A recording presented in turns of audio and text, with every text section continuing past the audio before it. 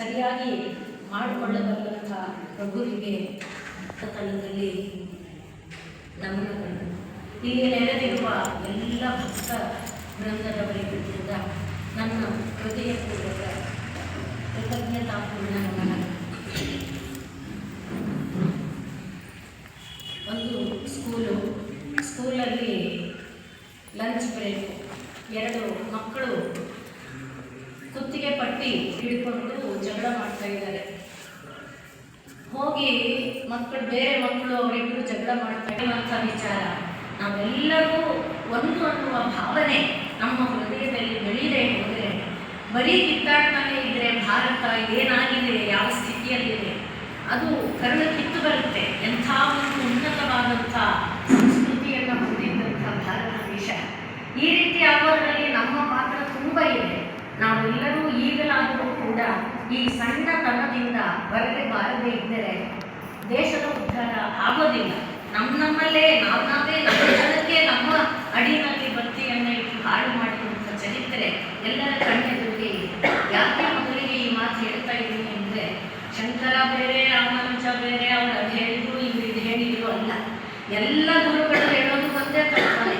ಒಂದು ಉದಾಹರಣೆ ಹೇಳೋದಾದರೆ, ಹಸುವಿನ ಬಗ್ಗೆ ಒಂದು ಟಿಪ್ಪಣಿ ಬರ್ಕೊಂಬನ್ನಿಪ್ಪ, ರೈಟ್ ಶಾರ್ಟ್ ನೋಟ್ ಅಂತ ಒಂದು ನೋಟ್ ಕೊಟ್ಟರೆ, ಅಸೈನ್ಮೆಂಟ್ ಕೊಟ್ಟರೆ, ಇಂಗ್ಲೀಷಲ್ಲಿ ಬರೆದವನು, ಹಿಂದಿಲಿ ಬರೆದವನು, ಕನ್ನಡದಲ್ಲಿ ಬರೆದವನು, ತೆಲುಗುಲಿ ಬರೆದವನು, ರಷ್ಯಾ ಭಾಷೆಗೆ ಬರೆದವನು, ಜರ್ಮನ್ ಭಾಷೆಗೆ ಬರೆದವನು, ಯಾವುದೇ ಭಾಷೆ ಇರಲಿ, ಏನು ಬರೀಬೇಕು? 4 ಕಾಲು, 1 ಉದ್ದ ಬಾಲ, 2 ಕೊಂಬು, ಸೀಳು ಗೊರಸು ಇರುವಂಥ ಪ್ರಾಣಿನ ಕೊಂಬು ಅಂತಾರೆ ತಾನೆ. ಮೊದಲಿಗೆ ಅದನ್ನೇ ಬರೀಬೇಕು. ಯಾರು ಹೇಳಿದ್ರು ಅದನ್ನೇ ಹೇಳಬೇಕು. ಅದರಲ್ಲಿ ಭೇದ ಏನು ಮಾಡೋಕ್ಕಾಗಲ್ಲ. ಇನ್ನು ಅದರ ಪ್ರಾಡಕ್ಟ್ಸ್ ಬಗ್ಗೆ ಹೇಳೋದಾದರೆ, ಏನಪ್ಪ ಹಸುವಿನ ಪ್ರಾಡಕ್ಟು, ಆಮೇಲೆ ಅದರ ಸಗಣಿಯಿಂದ ಉಪಯೋಗ ಏನು, ಈ ಥರ ಹೇಳೋದ್ರಲ್ಲಿ ಕಿಂಚಿತ್ತು ಪರಿವರ್ತನೆ ಇರ್ಬೋದು. ಒಬ್ಬರು ಹಾಲನ್ನು ಯಾವ್ಯಾವುದಕ್ಕೆ, ಈ ಭಾರತೀಯ ಹೇಳಿದರೆ ಹಾಲನ್ನು ಯಾವುದಕ್ಕೆ ಎಣ್ಣೆಗೆ ಬಳಸ್ತಾನೆ ಅನ್ಬೋದು. ಇನ್ನೊಬ್ಬ ಹಾಲನ್ನು ಬೇಡ ಗೀಡಗೆ ಬಳಸ್ತಾನೆ. ಏನೋ ಬೇರೆ ಬೇರೆ ಇದರಲ್ಲಿ ಹೇಳ್ಬೋದೇ ಹೊರತು ಏನು ಪ್ರಾಡಕ್ಟಲ್ಲಿ. ಆದರೆ ಮೇನ್ ಏನಿದೆ ಪಾಯಿಂಟು, ಅದನ್ನು ಯಾರು ಬದಲು ಮಾಡೋಕ್ಕಾಗಲ್ಲ. ಭಾಷೆ ಯಾವುದಿರ್ಬೋದು, ಭಾವ ಯಾವುದಿರ್ಬೋದು, ಮನುಷ್ಯ ಏನಿರ್ಬೋದು, ಸ್ಪಷ್ಟಾರ್ಥ ಇದೆ ಅಲ್ವಾ? ಅದನ್ನು ನಾವು ತಿಳ್ಕೊಳ್ತಾ ಇದ್ದ ಮೇಲೆ, ಅಂದರೆ ಪರಮಾತ್ಮ ಅನ್ನೋದನ್ನು ವಿವರಣೆ ಮಾಡೋಕ್ಕೆ ಹೊರಟ್ರೆ ಯಾವ ಗುರು ಬಂದರೂ ಅದನ್ನೇ ಹೇಳಬೇಕು.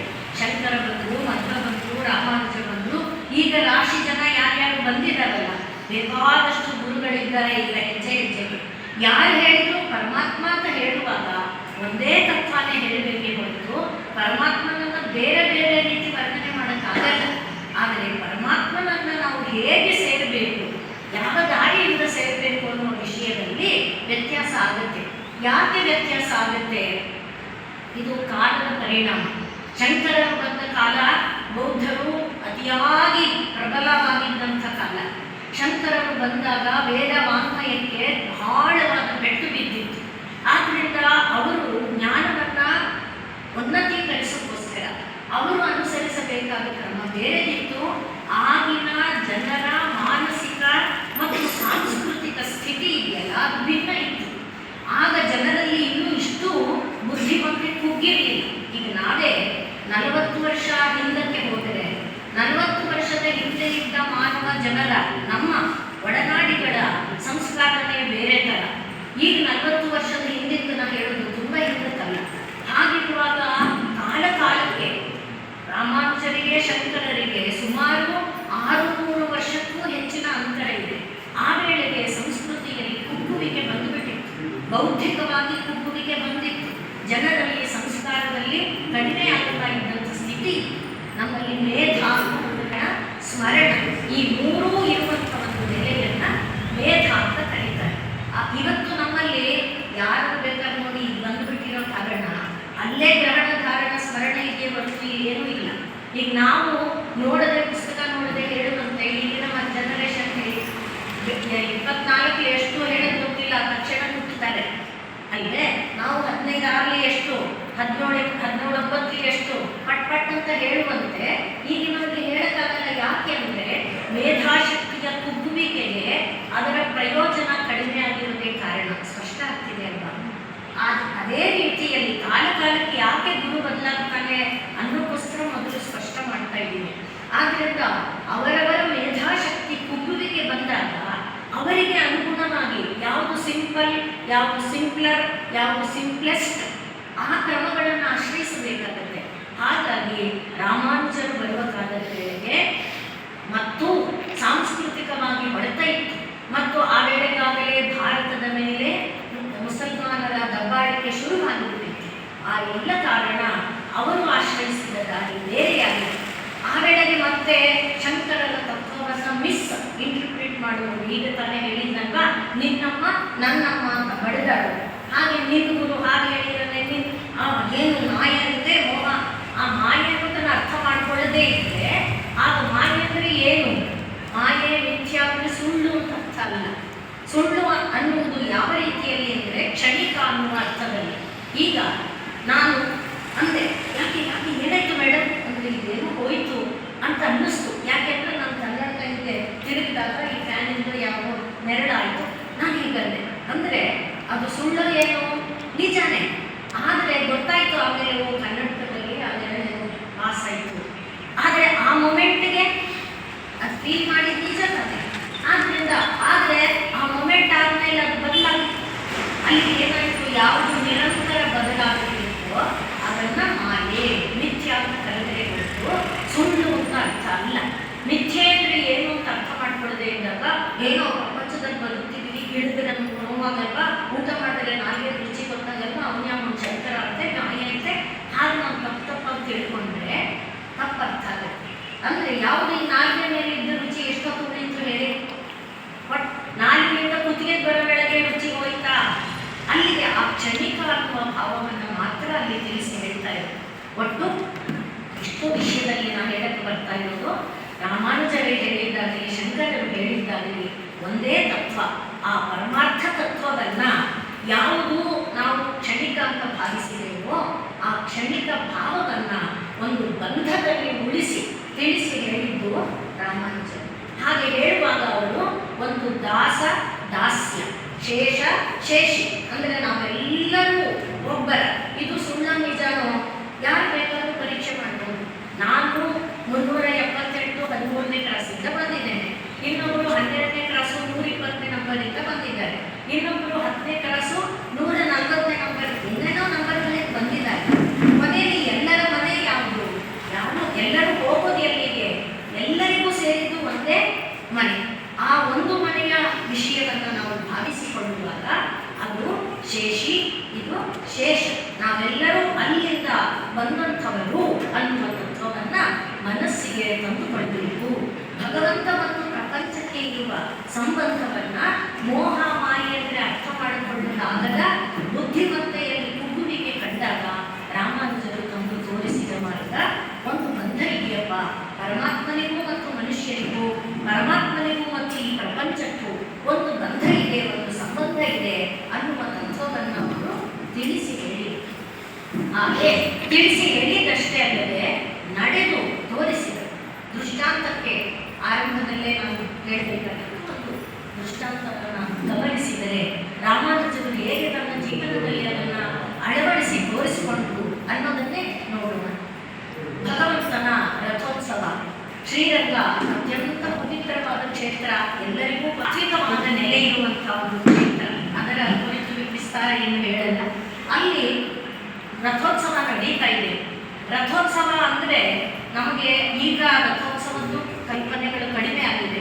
ತಮಿಳುನಾಡಿನಲ್ಲಿ ರಥೋತ್ಸವ ಅಂದರೆ ರಥ ಮುಂದೆ ಸಾಗುವಾಗ ಮೊದಲಿಗೆ ಪಾರಾಯಣ ಮಾಡಿಕೊಂಡು ಬರುವ ಒಂದು ಗೋಷ್ಠಿ ಇರುತ್ತೆ, ಅದರ ಮುಂದಕ್ಕೆ ನಾಗಸ್ವರಾದಿಗಳಿರುತ್ತೆ, ಹಾಗೆ ಹಿಂದಕ್ಕೆ ಪ್ರಬಂಧಾದಿ ಪಾರಾಯಣಗಳನ್ನು ಮಾಡೋರು ಇರ್ತಾರೆ, ಅದರ ಹಿಂದಕ್ಕೆ ದೇವರ ನಾಮ ಗೀತೆಗಳನ್ನು ಹೇಳುವವರು ಇರ್ತಾರೆ. ಅಂದರೆ ಅನೇಕ ಗೋಷ್ಠಿಗಳಿದ್ದಾರೆ, ಅವರ ಶಿಷ್ಯರೊಡಗೂಡಿ ಇದ್ದಾರೆ. ರಥೋತ್ಸವ ಬರ್ತಾ ಇರುವಾಗ ಶಿಷ್ಯರೊಡಗೂಡಿದ್ದಾರೆ. ರಥೋತ್ಸವದಲ್ಲಿ ಎಲ್ಲರೂ ಮಗ್ನರಾಗಿದ್ದಾರೆ. ವಾದ್ಯಗೋಷ್ಠಿ ಇದೆ, ಪ್ರಬಂಧ ಗೋಷ್ಠಿ ಇದೆ, ವೇದಗೋಷ್ಠಿ ಇದೆ, ಜನರಿದೆ. ಇಷ್ಟೆಲ್ಲದರ ನಡುವೆ ಕೂಡ ಇವನು ಒಂದು ಕ್ಷಣನೂ ಅದು ಯಾವುದನ್ನು ನೋಡ್ತಿಲ್ಲ. ಅವನು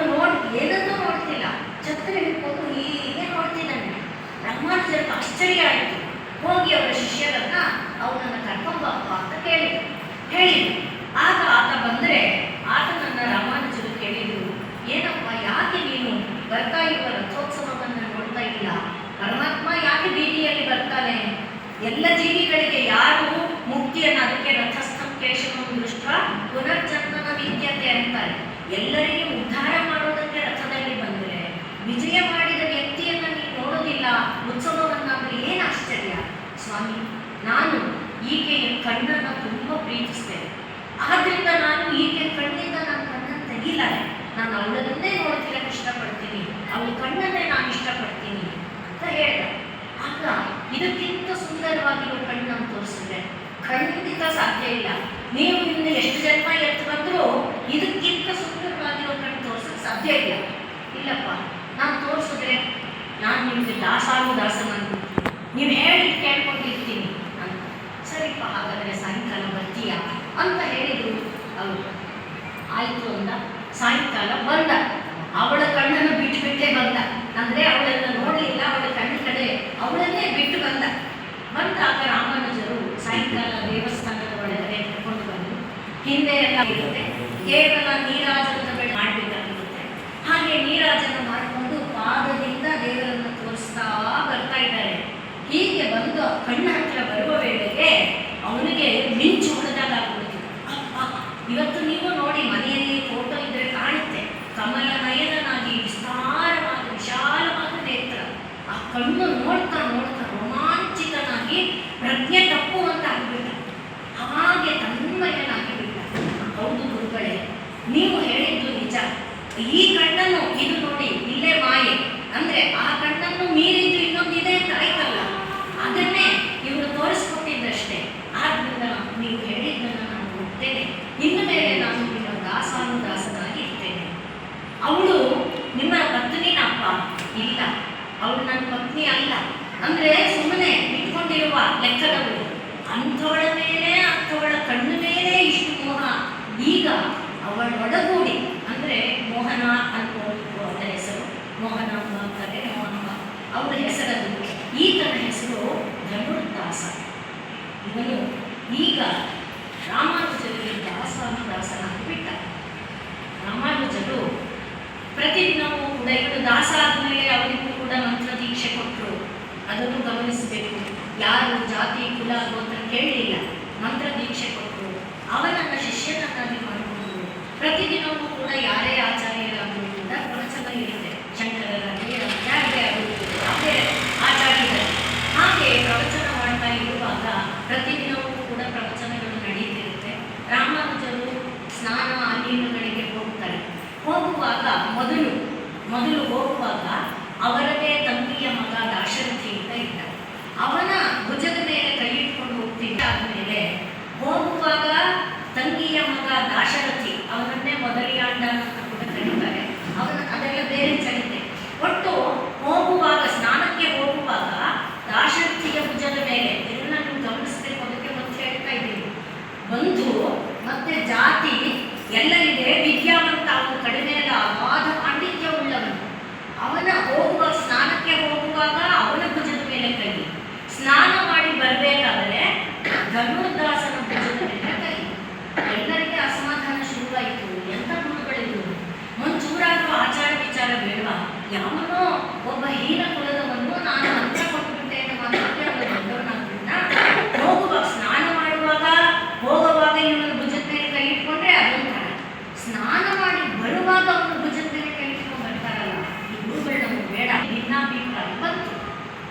ಗುರುಗಳಿಗೆ ಇದು ಗೊತ್ತಾಗದೇ ಇಲ್ಲ, ನೋಡ್ತಾನೆ ಇದ್ದಾರೆ. ಅದು ಅನುಷ್ಠಾನಕ್ಕೆ ಅಂದರೆ ಅವರ ಮನಸ್ಸಿನಲ್ಲಿ ಅದು ಅರ್ಥ ಆಗ್ತಾ ಇತ್ತು. ಒಂದು ದಿವಸ ಅವ್ರು ಏನು ಮಾಡಿದ್ರು, ಎಲ್ಲ ಶಿಷ್ಯರು ಕೂಡ ತಮ್ಮ ತಮ್ಮ ಬಟ್ಟೆಗಳನ್ನು ಒಟ್ಕೊಂಡು ತಾವು ಹರಿವಿ ರಾತ್ರಿ ಮಲ್ಕೊಂಡಿದ್ದಾರೆ.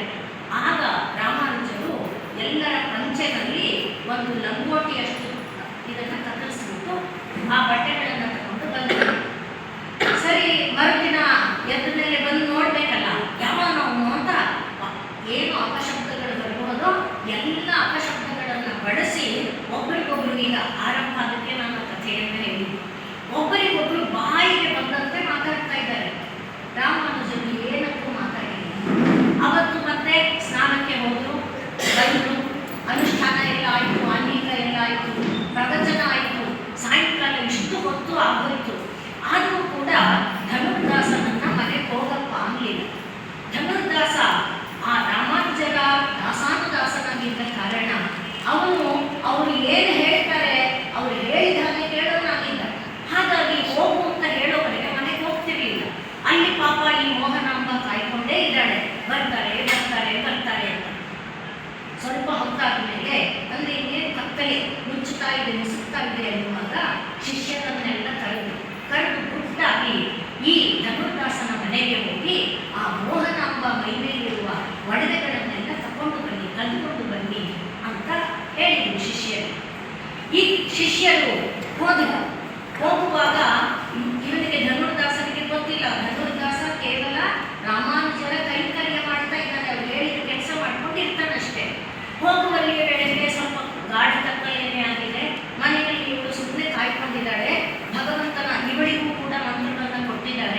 ಅವಳು ಕೂಡ ಮಂತ್ರವನ್ನು ಜಪ ಮಾಡಿಕೊಂಡು ಸುಮ್ಮನೆ ಮಲಗಿದ್ದಾಳೆ.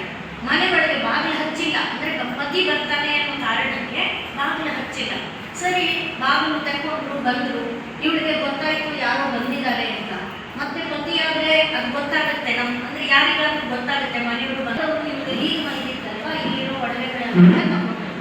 ಆಗ ಅವಳಿಗೆ ಅನ್ನಿಸ್ತು, ಪಾಪ ಯಾರೋ ಬ್ರಾಹ್ಮಣರು ತುಂಬಾ ಕಷ್ಟದಲ್ಲಿ ಇದ್ದಾರೆ, ಏನ್ ಬೇಕೋ ಏನೋ ಆಗ್ಲಿ ಈ ಕಡೆ ಒಡವೆಯನ್ನು ತಗೊಳ್ಳಿ ಅಂತ ಹೀಗೆ ನಿದ್ದೆನಲ್ಲೇ ಹೊರಡಿನ ತರ ಕಣ್ಣು ಮುಚ್ಕೊಂಡು ಹೀಗೆ ಹೊರಳಿದ್ರು. ಅವ್ಳು ಎಚ್ಚರ ಆಯ್ತು ಅಂತ ತಿಳ್ಕೊಂಡು ಇವರು ಓಡಿ ಬಂದ್ಬಿಟ್ಟು ಬಂದವರು ರಾಮಾನುಜರಿಗೆ ಸಂಜ್ಞೆ ಮಾಡಿದ್ರು, ತಂದಾಯಿತು ಅಂತ ಸಂಜ್ಞೆ ಮಾಡಿದ್ರು. ರಾಮಾನುಜರು ಧನುರ್ದಾಸನಿಗೆ ತುಂಬ ಹೊತ್ತಾಯ್ತಪ್ಪ, ಇವತ್ತು ಬಹಳ ಹೊತ್ತಿಗೆ ಬಿಟ್ಟಿದೆಯಾ, ಹೋಗು ಮಗು ಮನೆಗೆ ಎಂದು. ಧನುರ್ದಾಸ ಮನೆಗೆ ಹೊರಟಾಗ ಶಿಷ್ಯರು ಒಡವೆಗಳು ತಂದಿದ್ರಲ್ಲ ಅವರ ಹತ್ರ ಒಡವೆನ ಇಸ್ಕೊಂಡ್ಬಿಟ್ಟು ಈಗ ಅವನನ್ನೇ ಹಿಂಬಾಲಿಸಿ ಮನೆಗೆ ಹೋಗಿ ಗಂಡ ಹಾಗೆ ಈಗ ಅವನಿಗೆ ಗೊತ್ತಾಗದಂತೆ, ಧನುರ್ದಾಸನಿಗೆ ಗೊತ್ತಾಗದಂತೆ ಅವನ ಹಿಂದೇನೆ ಬಂದು ಮನೆಯಲ್ಲಿ ಬರುವಲ್ಲಿಯ ವೇಳೆಗೆ ಬಾಗಿಲು ತಕ್ಕೊಂಡಿದ್ದು ಇವಳು ಕೂತ್ಕೊಂಡಿದ್ದಾಳೆ. ನೋಡಿದ್ರೆ ಇದೇನು ಒಂದು ಕಡೆ ಹಾಕೊಂಡಿದ್ದೀವಿ, ಒಂದು ಕಡೆ ಹಾಕೊಂಡಿಲ್ಲ, ಏನಾಯ್ತು, ಯಾಕೆ ಆಭರಣಗಳನ್ನು ಈ ಥರ ಮಾಡ್ಕೊಂಡಿದೀಯಾ ಅಂತ ಕೇಳಿದೆ.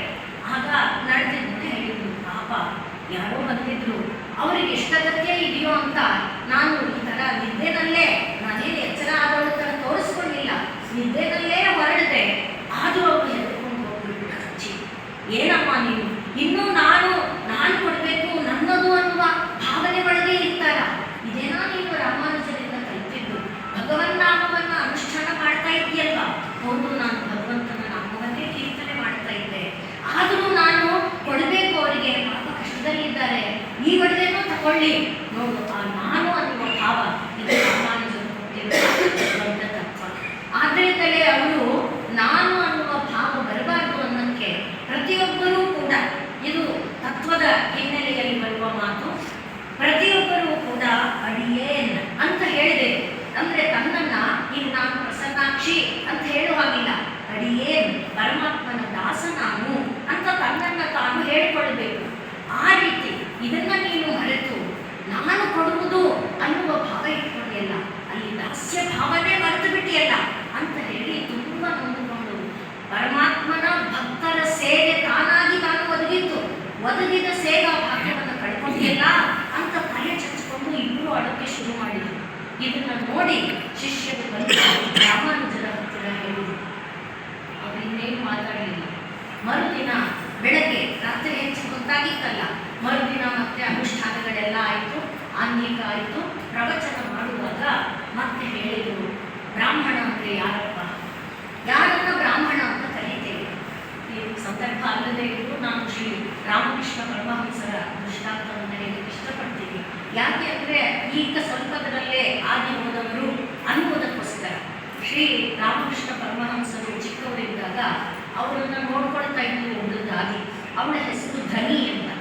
ಅವಳು ಎಲ್ಲ ಮಾಡ್ತಾ ಇರುವಾಗ, ನೀನು ನಾನು ಇಷ್ಟು ಚೆನ್ನಾಗಿ ನೋಡ್ಕೊಂಡಿದೆಯಲ್ಲ, ನಾನು ನಿಮ್ಗೆ ಏನು ಕೊಡಲಿ ಅಂದರೆ, ನಾನು ನೀರೇನು ಕೊಡ್ತೀಯಪ್ಪ, ಬ್ರಾಹ್ಮಣರು ನೀವೇನಾದರೂ ನಮ್ಗೆ ಏನು ಗೌರವ ತೋರಿಸ್ರಿ ಆ ಥರ ಅಂದ್ಬಿಟ್ಟು. ಇಲ್ಲ ಹಾಗಲ್ಲ, ನೀನೇನು ಹೇಳಿದ್ರೆ ಹಾಗಾದರೆ ನಿನಗೆ ಉಪನಯನ ಆಗುತ್ತಲ್ಲ, ಆಗ ನನ್ನ ಹತ್ರ ಪ್ರಥಮ ಭಿಕ್ಷೆ ತಗೋತೀಯ ಅಂತ ಕೇಳಿದ್ರು.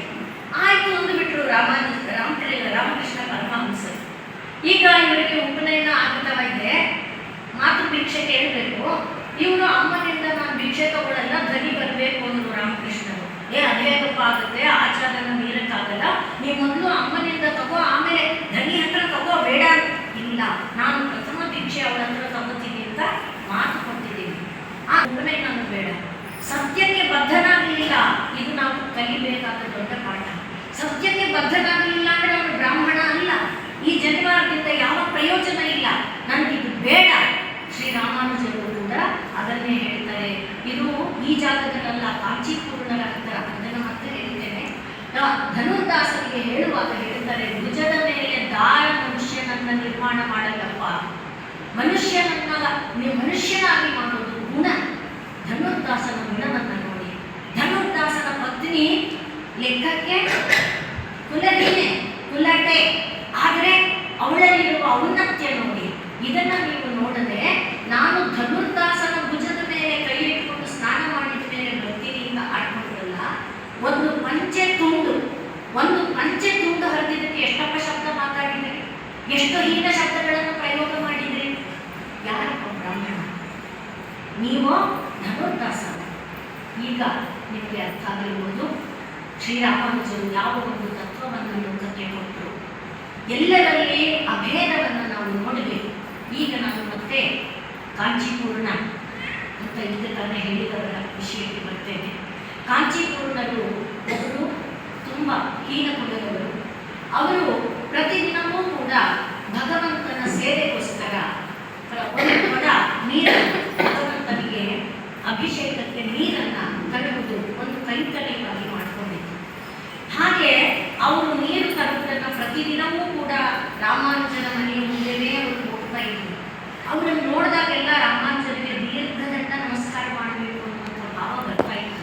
ಯಾಕೆಂದರೆ ಅಷ್ಟು ಭಕ್ತಿ ತುಂಬಿ ತುಳುಕ್ತಾ ಇತ್ತು ಆ ಕಾಂಚೀಪೂರ್ಣನನ್ನು ನೋಡಿದರೆ. ಅಂಥ ಒಂದು ಗೌರವ ಬರುವ ವ್ಯಕ್ತಿತ್ವ ಅವರು. ಹಾಗೆ ಇರುವಂಥ ಅವರನ್ನು ಮನೆಗೆ ಕರಿಬೇಕು, ಸತ್ಕಾರ ಮಾಡಬೇಕು ಅನ್ನುವ ಆಸೆ.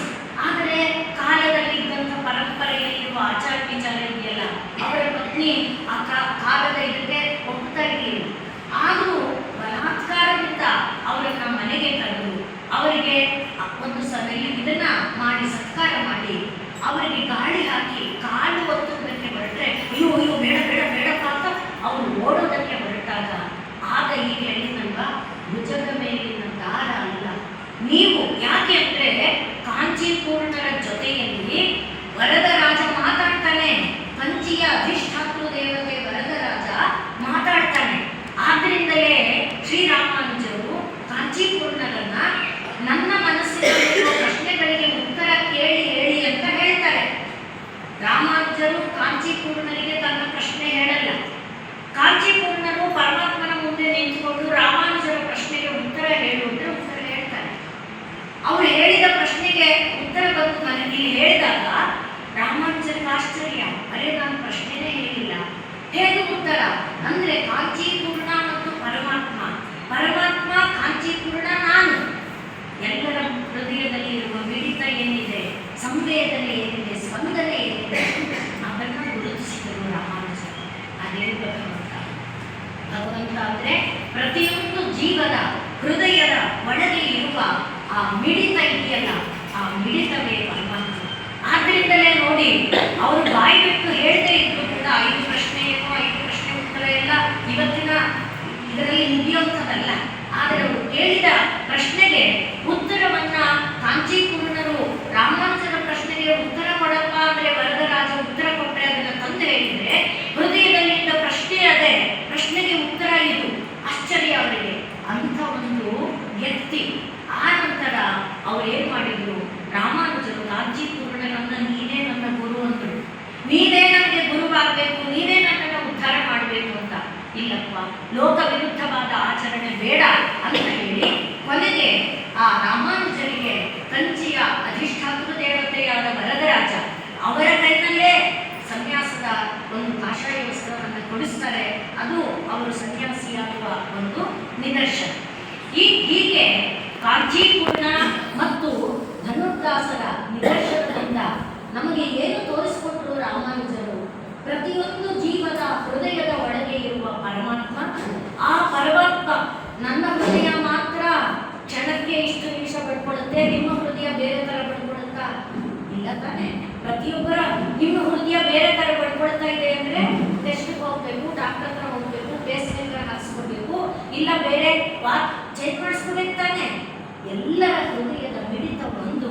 ನಾವೆಲ್ಲರೂ ಕೂಡ ಭಗವಂತನಿಗೆ ದಾಸರು. ಆದ್ದರಿಂದ ನಾವು ಅಡಿಯೇನು ದಾಸನ್ ಎಂಬ ಒಂದು ಭಾವನೆಯಿಂದ ಬದುಕಬೇಕು ಅನ್ನೋ ತತ್ವವನ್ನು ಹೇಳಿದರು.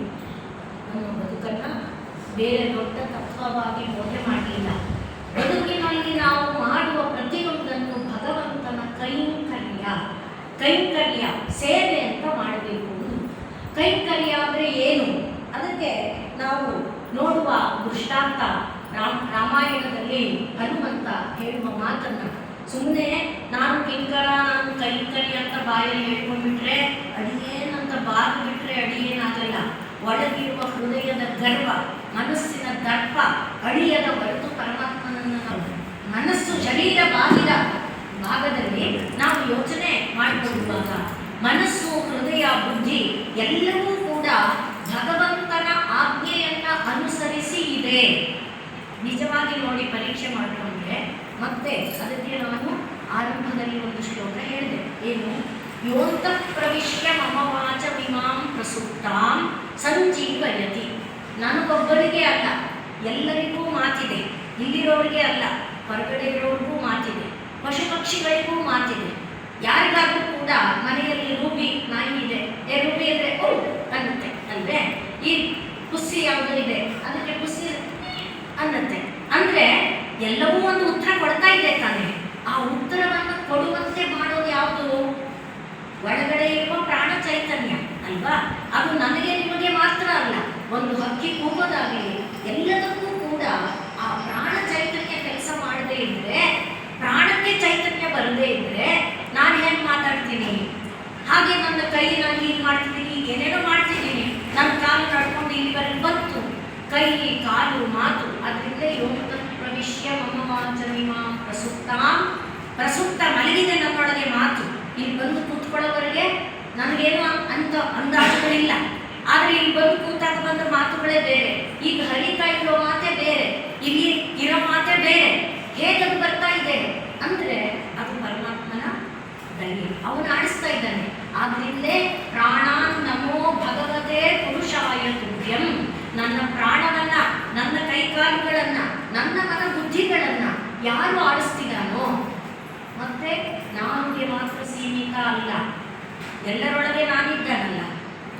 ನಾನು ಅಂದಾಗ ನಿಮ್ಮೆಲ್ಲರಿಗೂ ಅದೇ. ನನ್ನ ಪ್ರಾಣ ನನ್ನ ಕೈಕಾಲಲ್ಲ, ಎಲ್ಲರ ಪ್ರಾಣ ಕೈಕಾಲುಗಳನ್ನು ಆಡಿಸ್ತಾ ಇರೋನು ಯಾರು? ಪರಮಾತ್ಮ. ಆ ಪರಮಾತ್ಮನ ಒಂದು ದಾಸತ್ವವನ್ನು ನಾವು ಭಾವಿಸಿದಾಗ, ನಾನು ಆಡಿದ ಮಾತು ಪರಮಾತ್ಮನ ಕೈಂಕರ್ಯ, ನಾನು ನೋಡಿದ ನೋಟ ಪರಮಾತ್ಮನ ಕೈಂಕರ್ಯ. ಆ ಒಂದು ಭಾವವನ್ನು ಸುಲಭ ಅಂತ ತಿಳ್ಕೊಂಡು ರಾಮಾನುಜರು ಬೋಧಿಸಿದರು. ಸರಳವಾಗಿ ಇದನ್ನು ನಡೆಸಬಹುದು. ಅದಕ್ಕೆ ನಾನು ರಾಮಾಯಣದ ನಿದರ್ಶನವನ್ನು ಹೇಳಕ್ಕೆ ಹೊರಟಿದ್ದೆ. ಹನುಮಂತ ಸಮುದ್ರವನ್ನು ಲಂಘನೆ ಮಾಡೋದಕ್ಕೆ ಹೊರಟಿದ್ದಾನೆ.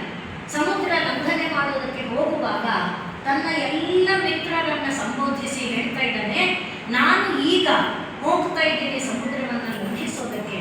ಹೇಗೆ ಅಂದರೆ ರಾಮನ ಕೈಯಿನ ಬಾಣದಂತೆ. ಈಗ ನಿಮಗೆ ಸ್ಪಷ್ಟ ಆಗುತ್ತೆ ಕೈಂಕರ್ಯ ಅಂದರೆ ಏನು. ರಾಮನ ಕೈಯಿನ ಬಾಣದಂತೆ. ಬಾಣಕ್ಕೆ ಗುರಿ ಇದೆಯಾ?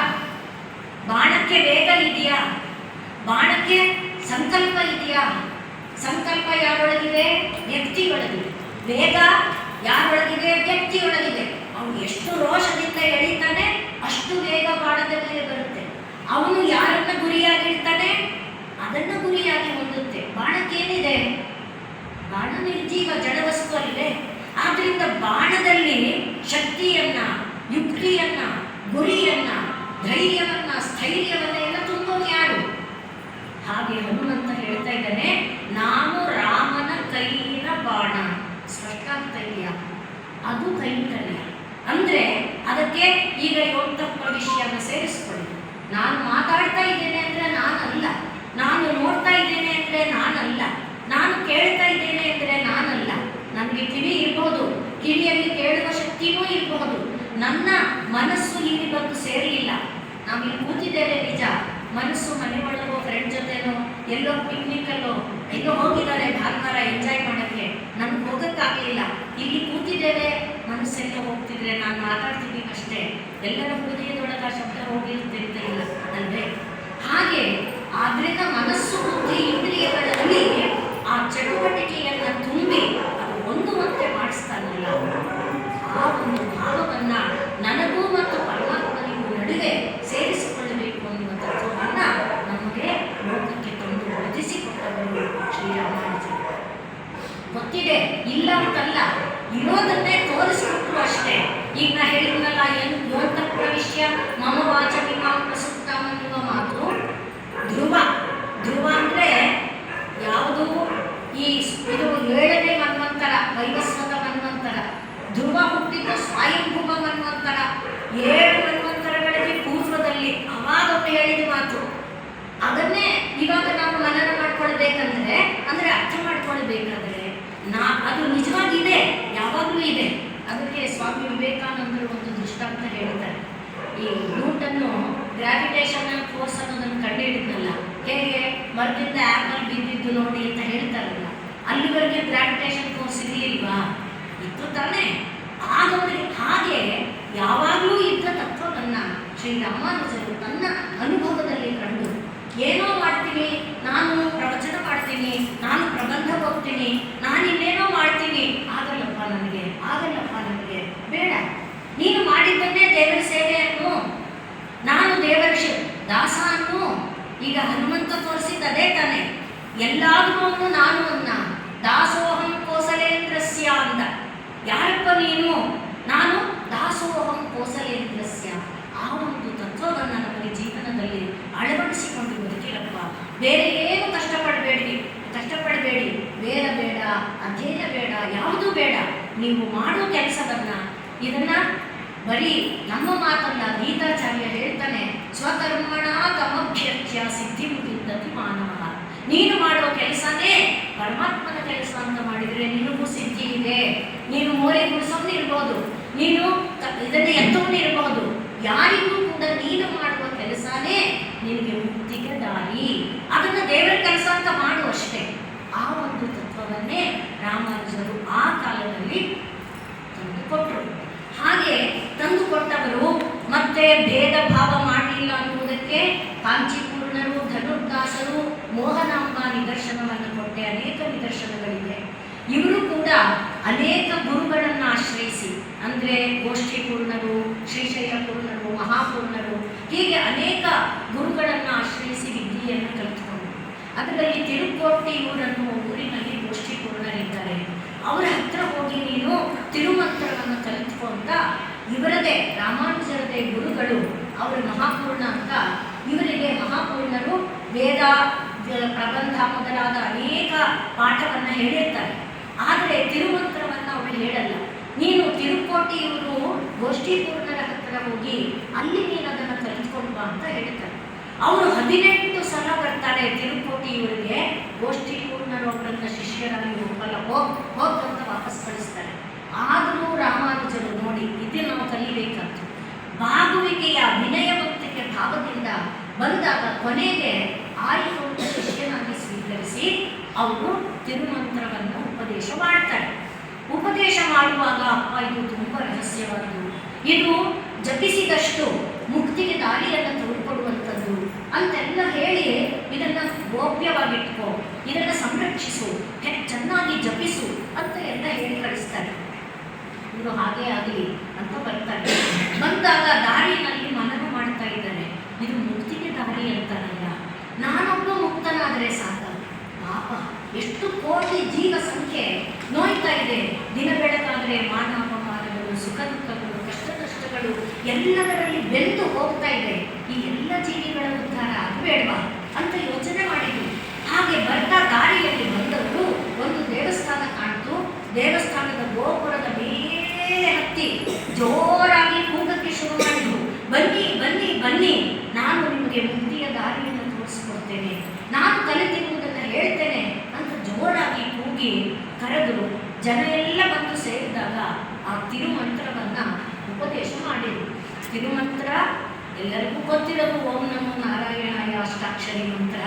ಆದರೆ ಸಲೀಸಂತ ತಗೊಂಡ್ರೆ ಹಾಗೆ ನಾವು ಯಾವ ರೀತಿಯ ಗೌರವವನ್ನು ಅದರಲ್ಲಿ ತುಂಬುತ್ತೇವೆ, ಅದರಂತೆ ಅದು ಶಕ್ತಿಯನ್ನು ಕೊಡ್ತಾ ಬರುತ್ತೆ. ನಮ್ಮ ಹೃದಯದ ಶ್ರದ್ಧಾ ಭಕ್ತಿ ನಿಷ್ಠೆಗಳು ಅದರಲ್ಲಿ ಬಲವನ್ನು ತುಂಬುತ್ತೆ. ಮಂತ್ರ ಅನ್ನೋದು ಅದೇನೆ. ಹಾಗಾಗಿ ಆ ಮಂತ್ರವನ್ನು ಇವರು ಹೇಳ್ತಾ ಇರುವಾಗಲೇ ಗೋಷ್ಠಿಪೂರ್ಣರಿಗೆ ವಿಷಯ ಗೊತ್ತಾಯಿತು. ಗೋಷ್ಠಿಪೂರ್ಣರು ಕೋಪದಿಂದ ಬಂದರು. ಆ ವೇಳೆಗೆ ಇವರು ಮಂತ್ರವನ್ನು ಕೊಟ್ಟುಬಿಟ್ಟು ಕೆಳಗಿಳಿದು ಬಂದರು. ಚಂಡಾಲ, ಪಾಪಿ ಅಂತ ಬಾಯಿಗೆ ಬಂದ ಶಬ್ದಗಳಿಂದೆಲ್ಲ ರಾಮಾನುಜರನ್ನು ಬೈದು, ಇದರಿಂದ ನೀನು ಗುರುದ್ರೋಹ ಮಾಡಿದೆಯೇ, ಇದರ ಫಲ ಏನು ಗೊತ್ತಾ?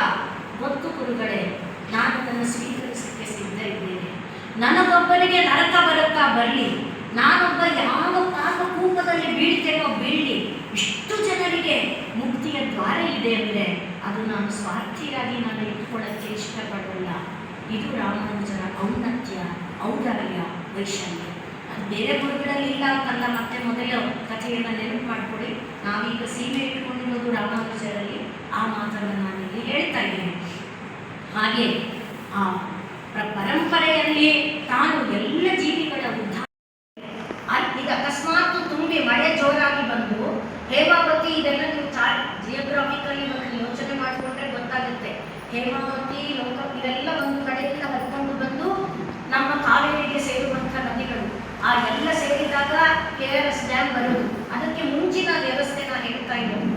ಅಲ್ಲಿ ಯದುಗಿರಿಯಿಂದ ಇದು ಲೋಕಪಾವಲಿಗೆ ಧುಮ್ಮಿಕ್ಕುವಾಗ ಇವರು ಕಟ್ಟಿದರಲ್ಲ, ಗೋಡಿ ಹರಿದರೆ ಲೋಕ ಇದರ ಜೊತೆಯಲ್ಲಿ ಲಕ್ಷ್ಮೀ ಸಾಗರದಲ್ಲಿ ಸೇರಬೇಕು. ಇಲ್ಲ ಖಾಲಿಯಾಯಿತು ಅಂದರೆ ಹೇಮಾವತಿ ನದಿಗೆ ತುಂಬಿ ನೀರು ಬಂದು ಹರಿದು ಬಂದರೆ, ಈಗಲೂ ನೋಡಿ ನಮ್ಮ ಕಾವೇರಿಗಿಂತ ಹೇಮಾವತಿ, ಹಾರಂಗಿ ಇವುಗಳಿಂದಲೇ ನೀರು ಸಪ್ಲೈ ಜಾಸ್ತಿ. ಹಾಗೆ ಹೇಮಾವತಿ ತುಂಬಿ ಬಂದರೆ ಇಲ್ಲಿಗೆ ಬಂದು ತುಂಬ್ಕೋಬೇಕು. ಯಾವ ಥರದ ಸಿಸ್ಟಮ್ ಮಾಡಿದ್ದಾರೆ, ಇಂಜಿನಿಯರಿಂಗ್ ಸಿಸ್ಟಮ್ ನೋಡಿ. ಅದರಲ್ಲಿ ಈಗ ಆ 7 ಕೊರತೆ ಹೇಳಿದ್ನಲ್ವಾ, ಒಂದು ಏನು ಮಾಡುತ್ತಂತೆ, ಮರಳನ್ನೆಲ್ಲ ಜಾಲಿಸುತ್ತಂತೆ, ಅವ್ನು ಜಾಗೈತಾರೆ. ಇನ್ನೊಂದು ಏನು ಮಾಡುತ್ತಂತೆ, ಕಪ್ಪೆ ಚಿಪ್ಪು ಇತ್ಯಾದಿಗಳು ಬರುತ್ತಲ್ಲ ಅದನ್ನು ಜಾಲಿಸುತ್ತಂತೆ. ಇನ್ನೊಂದು ಏನು ಮಾಡುತ್ತೆ, ಕ್ರಿಮಿಕೀಟಗಳೆಲ್ಲ ಬರುತ್ತಲ್ಲ ಅದನ್ನು ಜಾಲಿಸುತ್ತಂತೆ. ಹಾಗಾಗಿ ಈ ಕೊಳದಲ್ಲಿ ಯಾವಾಗಲೂ ಶುದ್ಧವಾಗಲಿ. ಇದು ದೊಡ್ಡ ಕಾಂಟ್ರಿಬ್ಯೂಷನ್, ಇಂಜಿನಿಯರಿಂಗ್ ಕಾಂಟ್ರಿಬ್ಯೂಷನ್ ಸಾಧಾರಣವಾಗಲ್ಲ.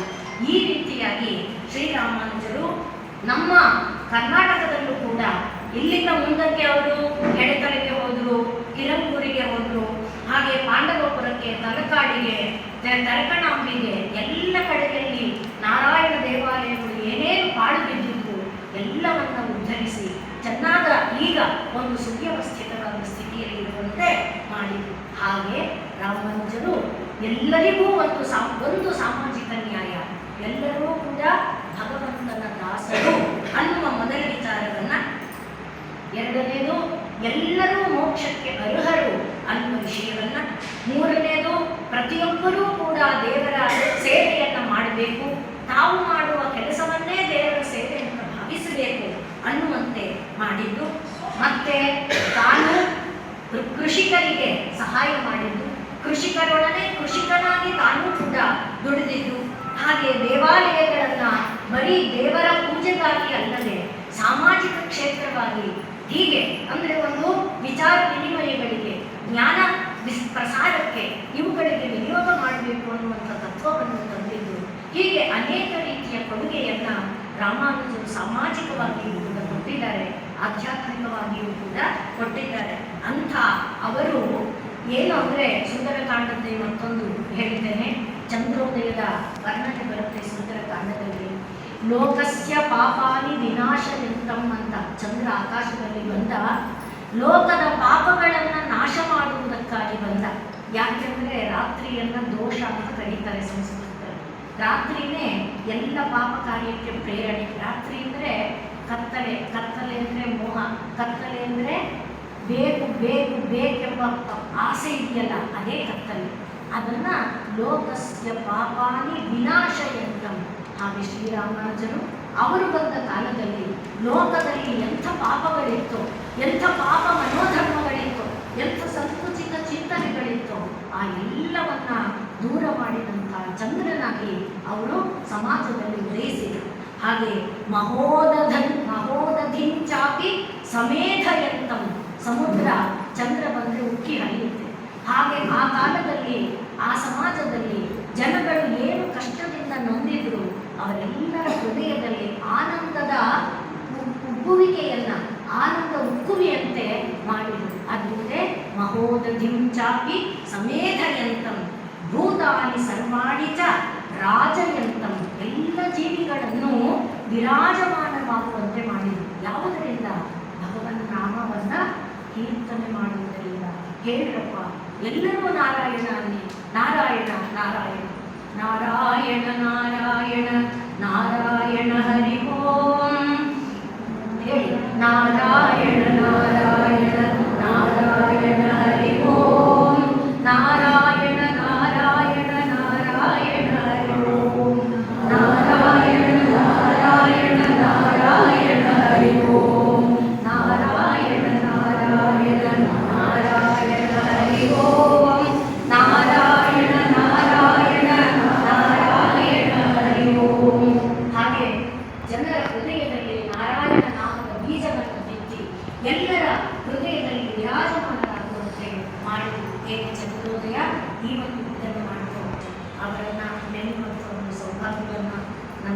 ಕಲ್ಪಿಸಿಕೊಟ್ರಿ. ಯಾವುದೇ ಮಹಾತ್ಮರನ್ನ ನೆನೆಯೋದೇ ಜೀವನದ ಸಾರ್ಥಕ್ಯ, ಭಗವಂತನ ಸ್ಮರಣೆ ಮಾಡುವುದು ಜೀವನದ ಸಾರ್ಥಕ್ಯ.